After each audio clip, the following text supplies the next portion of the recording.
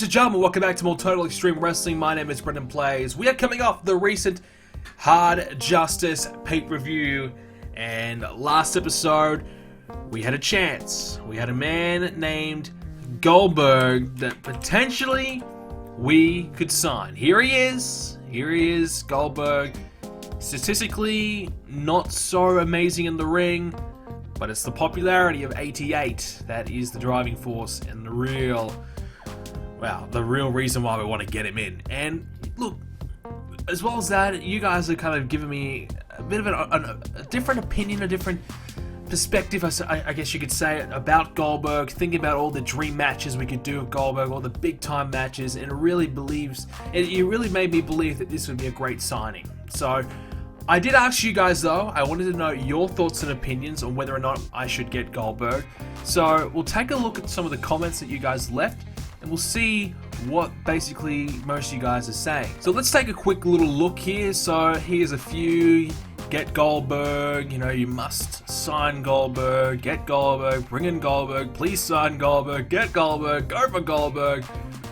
Yeah, so a lot of you guys are saying get Goldberg, Goldberg versus Joe, that would be good, I agree. Sign Goldberg, have him lose to Nakamura to elevate him. I don't know about that one, but yes, most of you guys are saying bring in Goldberg, which is fantastic. I'm glad you guys are open to it and want to see it happen. So we'll go for it.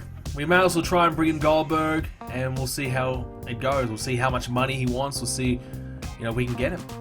Okay, so let's see. We've already offered Goldberg a contract. He will accept it, so we will be able to get Goldberg. We've got him, and he wants $32,650 per month. We're going to give him a 9-month deal.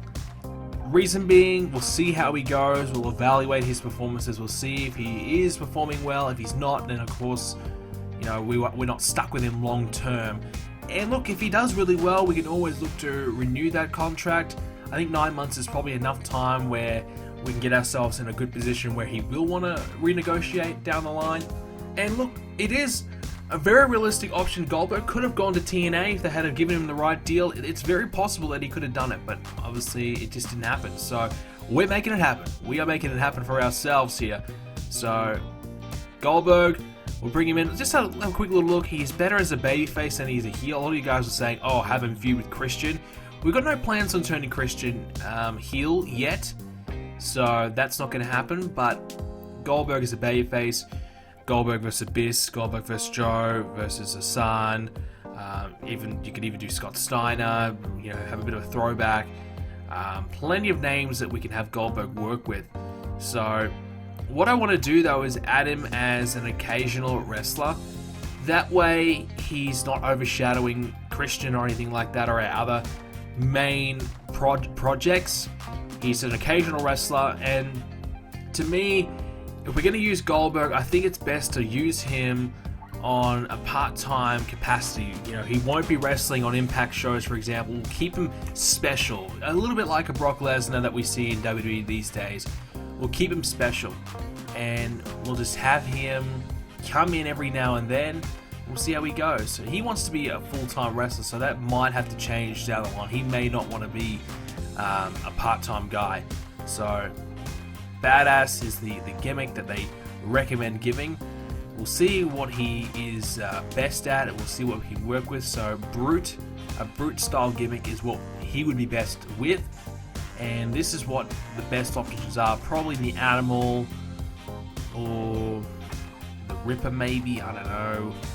World's Most Dangerous Man, maybe not, maybe. A Badass would have been perfect, but for whatever reason they're not recommending that. So we want to give him the best possible gimmick that we can. Cerebral Assassin, not really suiting him, is it?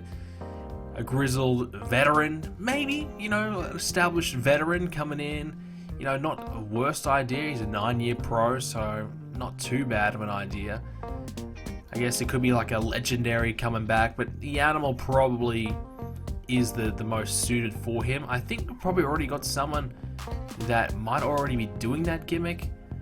And yeah, so that might be an issue, but we'll go with it. We'll go for it, and I think that might be the best one for him. So we'll give him that gimmick. Now, I don't think it's wise to probably debut him yet. I think with us being still a little bit away, I mean, we're in August, we're getting close to September, so Bound for Glory is still quite a far ways away, isn't it? So I don't, would it be wise that we don't use him until Bound for Glory? That's probably what we want him to do, have his debut match at Bound for Glory and make that special. I think that'd be the best decision, but it's quite some time away, isn't it? So I don't think we should use Goldberg probably until then. Yeah, so that's the question. Do we use him now, or do we wait until the big pay-per-view to make Bound for Glory even more special? I think so. I think that's what we want to try and accomplish there. And putting Goldberg on the card, I think, will definitely help Bound for Glory, without a doubt. And look, he's got good brawling stats, which is crucial, because now, okay, we can basically use Goldberg. Anytime we use Goldberg, basically it can just be in a brawling style match in that kind of capacity, and that way any flaws that he may have can kind of be hidden away a little bit because of his decent brawling stats. And there's plenty of guys on the roster that can brawl around. Muhammad Hassan, for example, got 70 brawl, Abyss 76. So there's a few guys that he could work with right off the bat that have some pretty good brawl. Samoa Joe 84, for example, would be excellent as well. So I guess Goldberg, yes, we'll have him come in as a special attraction. And he is. He's 88 popularity, absolutely special attraction. Won't be wrestling all the time. Probably won't even wrestle every pay-per-view. Maybe we save him for the big ones. I'm not sure. I want to keep Goldberg special. I want to make him, feel special when we see him in the ring. Probably like what we wanted from Sting, but for whatever reason, Sting just isn't cutting it. And maybe Sting is someone we have to start having him wrestle more brawl-based matches and do that. Because I didn't really realize he got 70 brawl, so maybe Sting's going to start working those types of matches himself. But Sting, he's just declining physically, which is the major issue for him. As you can see in the time decline, Sting, 12 years past his prime apparently. Goldberg, it says recently there's been occasional sign that Goldberg has begun to follow the slippery slope towards physical decline. It will no doubt a few more years until his ring work starts suffering too much, but his prime now appears to be past. Well, that's to be expected, him being 39. But that's good that he's not going to lose too much in-ring ability. So realistically, he could score 70 to 75 rated matches for his performance. And add in that popularity factor as well, it could really improve. So that's positive. That's a good sign.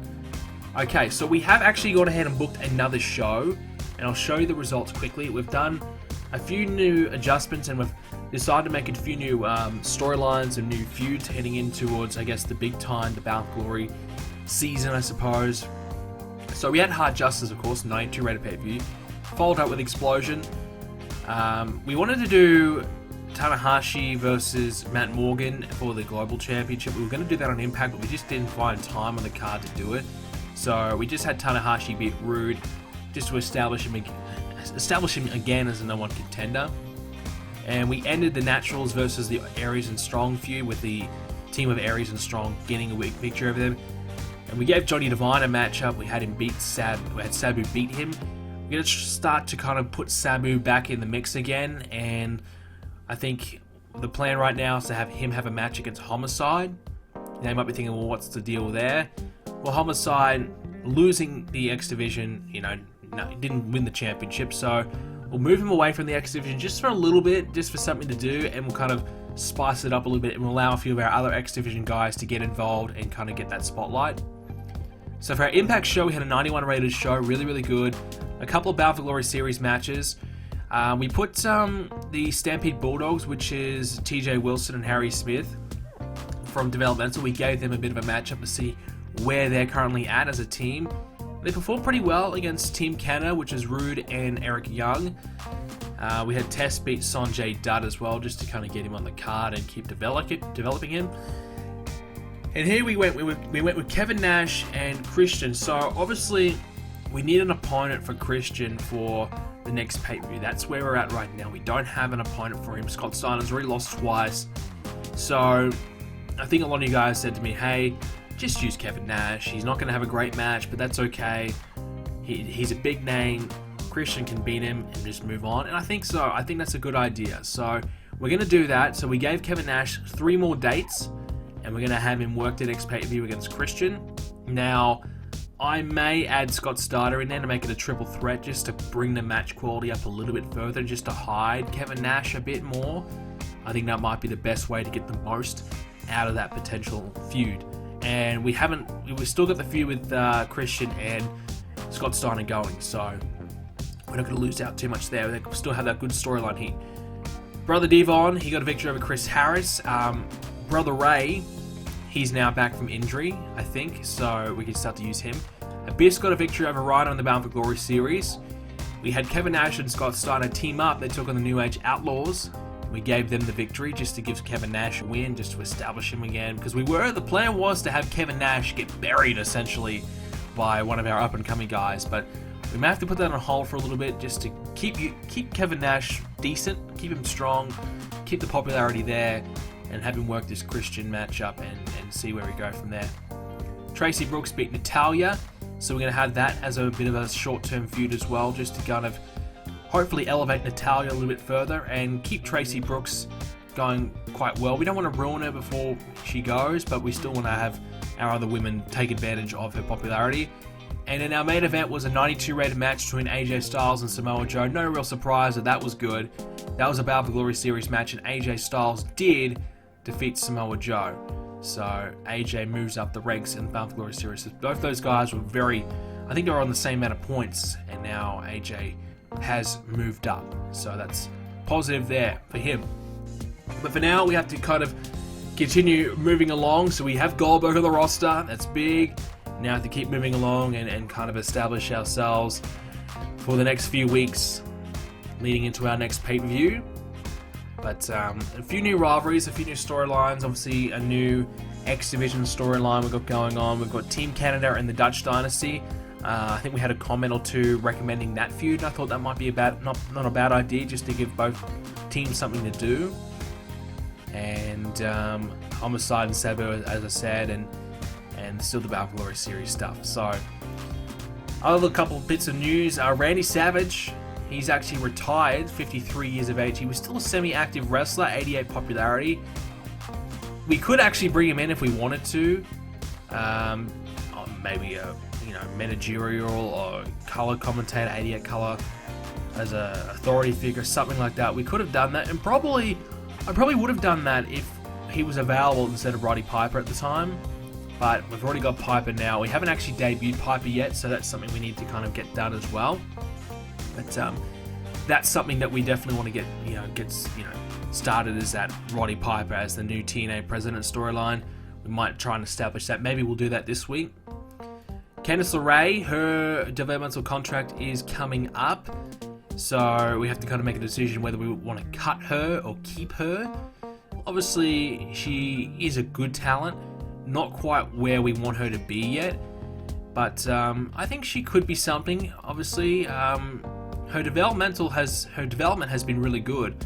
She's actually come along quite well, so the signs are there that she will continue to get better in the ring and be a better worker. We don't have that many women in developmental. We'll have a quick look. We don't have that many. We still got Awesome Kong, for example. She probably won't be too far away from moving up. Christy Hemme, a lot of you guys have been asking me about her. We'll have a quick look. I haven't actually looked at her skills and her improvement much. But as you can see, 35 brawl to 41, for example, 32 chain to 38. She is improving, so that's good sign. So she is getting better, because she already has some decent little popularity there. If we can get her in-ring skills up to scratch, she could be quite useful. She could be quite valuable for us and be a decent member of our Knockouts division. So we need to get her there. Like I said, 51 popularity, that's handy, but she's lacking in the ring skills to back it up. But she is certainly improving, so that's some positive signs there. And a few of our other women, Eve Torres, not much really happening there. Joy Giovanni, nothing happening there. So Maurice, not a lot really. Small popularity, but her skills, we'll see how she's developing along. And it's a little slow. It hasn't really started yet. She hasn't been around that long. So the signs are there that she will improve, which is really positive. and she's got good mic skills and charisma and terrific sex appeal and star quality. So if we did get her to, you know, in-ring level up to scratch, she could be really, really valuable as well. But we do have got a lot of women actually. Miss Tessmacher, for example, she's not really improving much at all, which is a real shame. ODB can't be too far away with her popularity. She would be super valuable to us. So yeah, so there's definitely a few women there, and Candice LeRae, probably, you know, her ring skills probably a bit better than some, but still has a bit of work to do. So we could let her go and let her work around, because maybe she's not in the plans right now. It's tough. It's tough to really say, but we'll leave it for now. We'll kind of evaluate later. The other one was Roman Reigns. So yeah, he is our tag team champion down there in IFW. And by the way, I'm kind of thinking maybe I'll change the developmental name just to Global Force Wrestling. We may as well. All the championship belts are there, all of the pictures and the graphics and everything there for it. And plus, it is, you know, it's either we change our alliance and we kind of maybe make a new company called Global Force Wrestling, or we just make this, you know, called Global Force. I don't know, but I feel like we should probably use that and integrate that. We'll take a quick little look at Roman Reigns, where he's at, and his improvement has been pretty good. His chain wrestling, his mat wrestling submissions haven't really improved at all, which is frustrating, but his basics has really improved from 60 to 71. Psychology as well, safety, consistency, and selling all has improved. And his entertainment, well, his sex appeal has gone from 85 to 90, so the women are loving him. His star quality, 85 to 88. His charisma, his acting getting there. His mic skills, yeah, not so much, but that's positive. You know, he is improving, so I will offer him another contract. I mean, he is still our developmental champion. I think it's only right that we do so. And he doesn't want a developmental deal. Well, Roman Reigns, I don't give a shit what you want, but unfortunately he won't sign otherwise. So because of that, because he wants to play hardball, I'll only give him a 1-year deal instead of 2 years. I was going to give him 2, but you only get 1 now. And he will be on our main roster, but then we'll send him straight back down after we get him back on, because he is not leaving developmental, that is for sure. But with that being said, that's pretty much it. A lot of you guys wanted me to check out what's going on around in other companies, and I probably should be doing that a little bit more.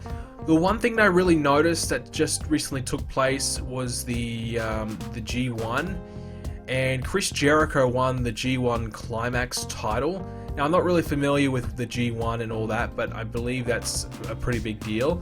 So, Chris Jericho won. So, there you go. Nagata is the IWGP Heavyweight Champion. The Junior Heavyweight Tanaka. The Tag Team Champs are Prince Devitt, aka Finn Balor, and Chris Jericho. So, that's really interesting. And, yeah, so just a quick little look at some of that and where those companies are at.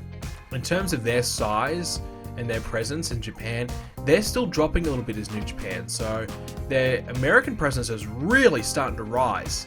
So it's very possible that they could be on a cult level in America and really have some kind of an impact there, which would be positive, because a lot of these guys working New Japan would end up benefiting there, and some of that popularity would, you know, be in the USA as well as Japan. You can see Prince Devitt, for example, 35 popularity in USA despite being over in Japan, and that's mainly been because of that growth in Japan, growth in USA that Japan's been getting. And quickly with the WWE as well, I mean, they haven't really had many title changes. Batista's still the world champ, you know, Daivari Cruiserweight champ, Kane and Big Show world tag, you know, Cena's still world champ, Mark Henry's the IC champ. That's really the only title that's changed hands. You know, Ric Flair, Juventud has won, and now Mark Henry. The tag champs, Masters and Carlito, they've held that for a while now. US champ is Booker T, so they've had a few changes there. Not too many. Eugene was the champ for a little bit, now Booker T. And Victoria, the women's champ. So, yeah, there you go. So, some interesting championship holders, and they haven't really changed the world title, the world champions for a while. But I guess when you think about it, would you really do that? Because you got Batista and Cena who were just killing it at the time. You know, look at the popularity they have, 93, 92 for Cena. And Batista with 92 as well. Would you really want to change that? Would you really do it? You know, would it be worth a change? I don't know. And of course, they don't have the brand split for whatever reason. They didn't have the brand split, so yeah, that's interesting how that's going to kind of work out. But yeah, I thought I'd give you guys a quick little look to see some of the champions and where they're at currently. But we have to go ahead and get ourselves our Impact and Explosion show booked up for the week. So we have some big matches planned for our Glory Series matches, as Raven has turned up wasted on hard drugs. Oh, Raven again. He's improved his behavior. That'd be nice. Maybe we'll get 1 week without him being wasted. That would be nice. What if we had 2 weeks in total where he hasn't been wasted? Jeff Jarrett giving the locker room a lift, and same with Fallen Angel and Sabu, Monty Brown working well together as well. So we'll show you the Explosion results in a moment. Okay, so let's kick things off with Homicide cutting a promo on Sabu. That was on the pre-show. We opened up the show with Kenta versus Eric Young. 72 rated match, not too bad. Maybe thought we might get a little bit better out of that, but that's okay. Kind of starting off this rivalry between the two. Then afterwards, we had Matt Morgan backstage, and he took out Marufuji. Of course, Marufuji is affiliated with Tanahashi, so Matt Morgan took out Marufuji to send a message to Tanahashi backstage. We then put Candice LeRae in a match against Rebecca Knox. Opportunity here to see where Candice LeRae is at, what kind of performances can we expect from her. Only 44 rated performance against Rebecca Knox, so not terrific at all. So she's still got a little bit more work to go, and maybe could spend some time in the independents before we bring her back in. Maybe that would be beneficial for her, but yeah, not so great from her. 44 rated. Rebecca Knox rather, 58 in-ring performance. We then had Bryan Danielson go one-on-one with Sabu, and Sabu got the victory, and it was a 77 rated match. Sabu actually performed a little bit better than Danielson, which was interesting. We need to kind of start using, Bryan Danielson a little bit more. I know we've kind of neglected him a little bit. I would just love to see his popularity just increase a little bit more and be more valuable. Would love to get him against Fallen Angel for the championship and things like that, but he's just not quite there yet. But we do have to spend more time in getting him there, so that's a bit of a project that we need to start working on soon. Gave Sabu the victory, obviously getting him ready for this Homicide rivalry. In our main event, we had Tanahashi versus Matt Morgan for the Global Championship, and it was a victory for Tanahashi, who won by DQ when Bobby Roode and Eric Young came in and attacked Tanahashi. So giving him the DQ win, helping, I guess, Matt Morgan survive. Tanahashi, 88 rated performance. Wow, that's really good from him. And Matt Morgan, 81 rated. That was good. Both have great chemistry. I didn't know that, so that actually worked out really well. We kind of picked two guys who went well together. And 78 rated match. I guess probably the commentary kind of hurt it a little bit. But yeah, so Team Canada getting themselves involved. Obviously now they have some affiliation with, the Dutch Dynasty. And afterwards, it was a 3-on-1 beatdown. Tanahashi getting beaten up by Morgan, Roode, and Young. Kenta came in for the big save and cleared out and took them out and kind of allowed Tanahashi to be spared from a serious beatdown. So 70 rated for that, 76 overall. That is your Explosion show. So we really kind of spent this show working on establishing this Dutch Dynasty versus Team Canada, but also Tanahashi and Matt Morgan, just developing that one a little bit more. And it looks as though we could actually get a really strong match between Tanahashi and Matt Morgan, probably at the pay-per-view. Maybe on an Impact show, wherever we decide to do it, but it could be a really, really strong performance and result. But we'll go ahead and get Impact up and running. Okay, so with our Impact show booked, we had Candice LeRae and Molly Holly. We gave Candice LeRae a second chance, 50 rated performance, and Molly Holly 70 rated performance. So really good match from Molly Holly. And she's someone we have to probably get her back in the championship mix soon, or something big for her. She's too good to be kind of wasted around. But yeah, so Candice not too bad in her second match up there, getting a little bit better. We then had another pre-show match, Michael Shane and Jay Lethal. We gave Michael Shane the victory because he's got such a huge popularity, much more popularity than Jay Lethal. But Michael Shane, 62 rated performance. This is why we don't use him. He's just not very good. I think we might have to send Michael Shane down to developmental or release him. I think it's that at that point. Yeah, he's got good popularity, and we can have him sacrifice that to someone else. Sure, but you know, if we can get him to somewhere being okay, like somewhere decent, that would be good. But he's just in-ring performances just aren't good. We opened up the show with Roddy Piper debuting as the new authority figure, as the president of TNA, and only 82 rated segments. So I thought maybe we might get a little bit higher than that. I thought maybe 85 to 90.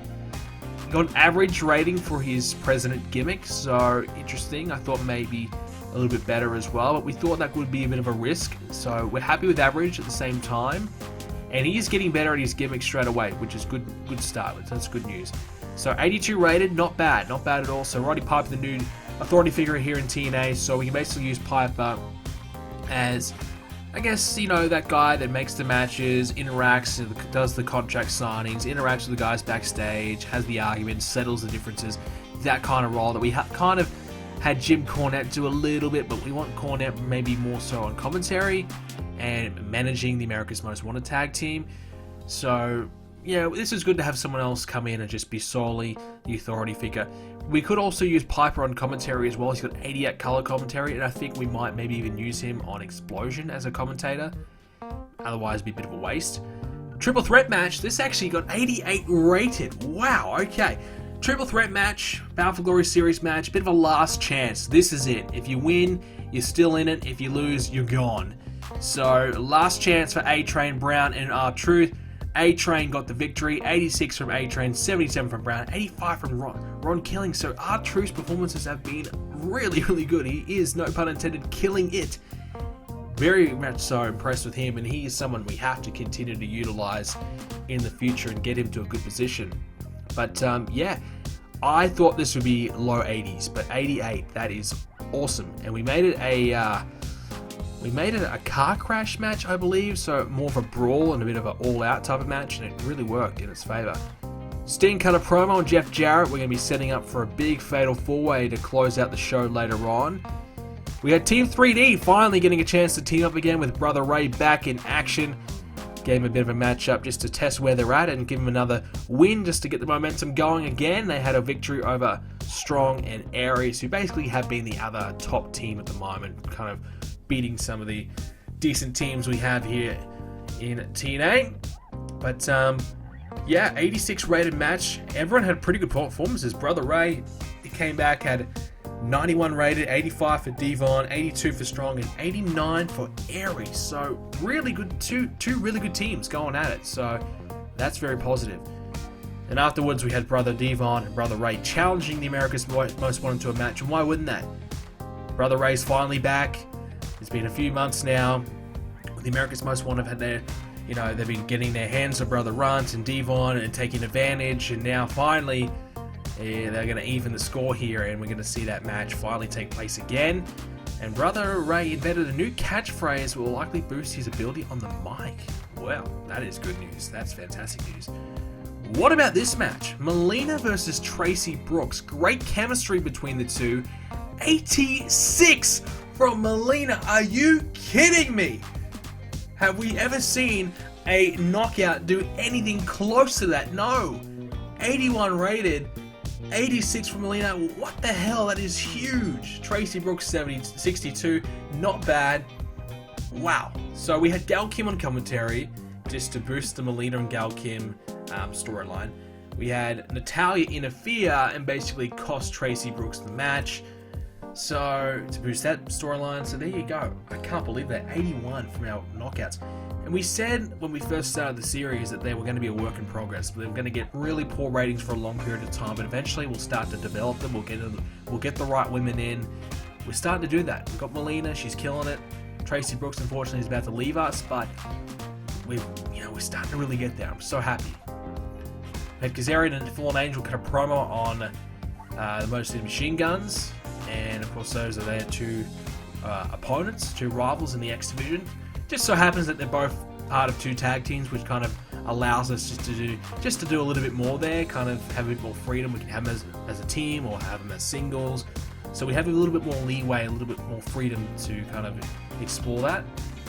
We had Fallen Angel versus Chris Sabin one-on-one. Fallen Angel 90 rated performance, 85 rated matchup, 74 from Sabin. So Chris Sabin's still lacking behind a little bit in the one-on-one matches, which is a little bit disappointing. But that's probably why we're not giving him the big opportunity at the moment to take on the champion or put him in the title hunt. But he's close, he's getting there, and I'm sure he will continue to improve. Fallen Angel again showing us why he's a champ right now. He's killing it. Jeff Jarrett promo on Jeff Hardy, obviously hyping up this big match coming up next, and it's our Fatal 4-Way. I don't know how this is going to go. We set it as a wild brawl to hopefully help, Sting, because Lashley, Jeff Hardy, Jeff Jarrett, and Sting. So let's see how this goes. Only 80 rated. Oh boy. Okay, so Sting 66 rated performance, and that was probably one of his better performances, to be honest. 66, so he probably did get the best out of him. Lashley 74, that's okay. Jeff Hardy 82 and Jeff Jarrett 92. And it was a Fatal 4-Way match. Basically, 4 guys who were so close to each other. I think only 1 point separated the 2 or something like that. Separated the 4 of them, I should say. So close together in the Battle Royale series. One of them will get a win. One of them will kind of break through the pack and get ahead. And that was Jeff Hardy, who scored the victory in this one. So a wild brawl, 80 rated. Not what we were hoping for. It's going to bring our overall show down to 84. So that's one of our worst shows in a while. But, it is a work in progress, this show.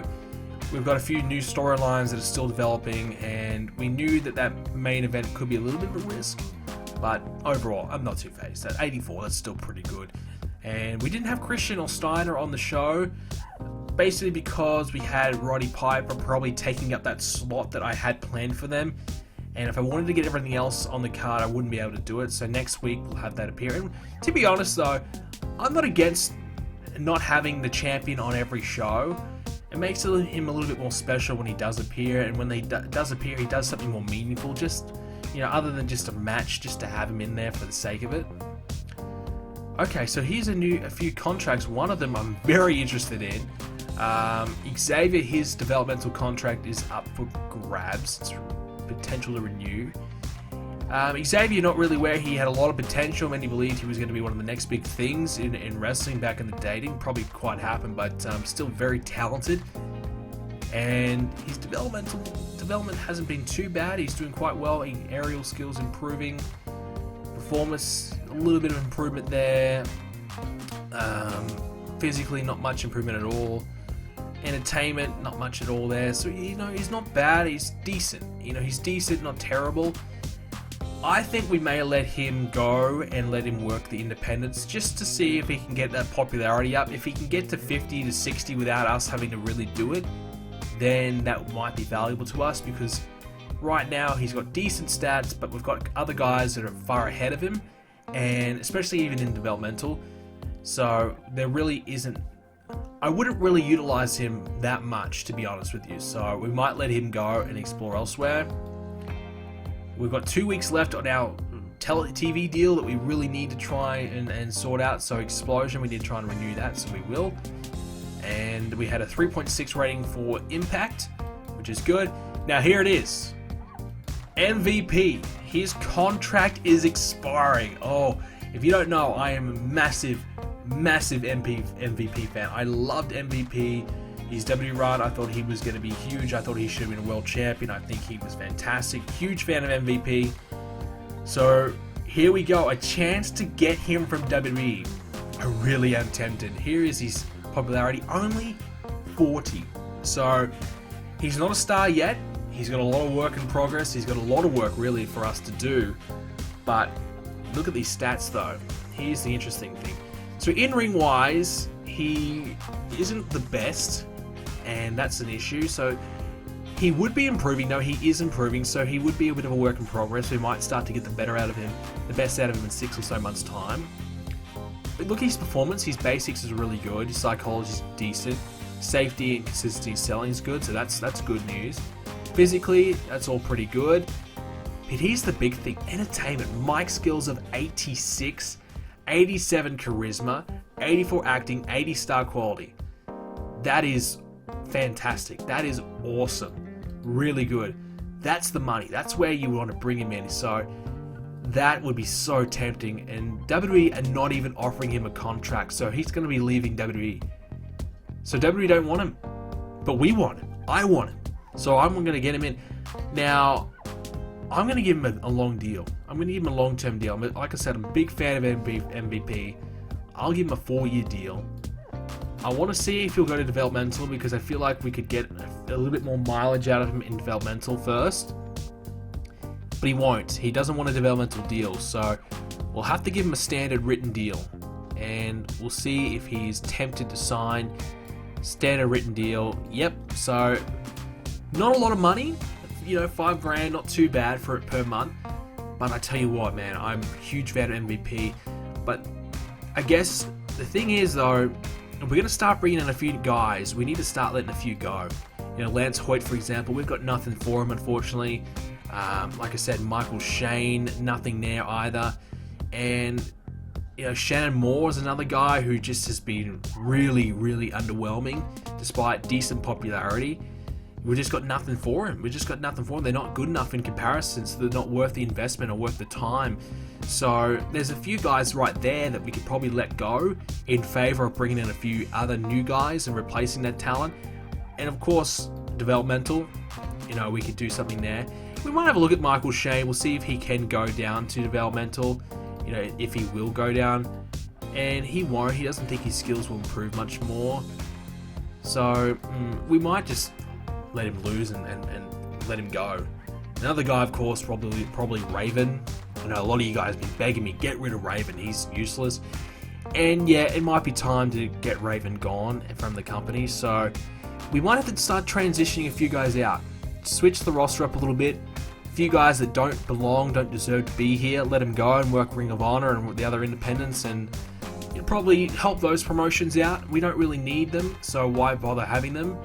And the guys that we believe could be the future, for example, Nakamura, Seth Rollins, these types of guys that we believe are the future, let's focus more of our time on them. So that might be where we're at right now. But MVP, bringing him in would be massive. I'm really, really keen on that. So I really hope we can get him. But we might just advance to the next show. We'll see if there's any more updates. Okay, so we have advanced basically a week. Few new tidbits to get through. Cesaro, his contract with CZW coming up. Still, we could get him whenever we want, but his popularity really starting to get close to being really a viable option to coming in. Goldberg's not happy with the push he is getting, so obviously he wants to be a full-timer, probably not a part-time guy. So that's not a bad idea. I mean, look, that's fine. But yeah, so he wants to be all in or nothing. So Goldberg, we kind of expected that was going to happen. Last couple of things as well. CMLL have offered a contract to Vader, who has 72 pop. He is retired though, so he's a color commentator now. Not a very good one, but he's going there. Jericho and Lesnar finished their tours, so they're probably going to get a few more tours by the looks of it. Same with a few other guys. But yeah, that's really about that. And lastly, MVP. Contract written, done. It's there. We've got it. Signed. We've got him. He'll be here in 14 days. So MVP is ours. So we've got him in. That's awesome. Also, it is a new month as well. So is there any new workers to take a look at? We'll take a quick little look. Sometimes we get a few good ones. Quick little look. Not really, only a couple new ones. Only one new one, I think, for this month, and I don't know who that is. So, no one good, but that is all we have time for. Ladies and gentlemen, for watching. Thank you for watching this episode of Total Extreme Wrestling. Some big things took place. Goldberg's in, MVP's in. Our roster really starting to improve, I think. Thank you for watching, and I'll see you all in the next episode.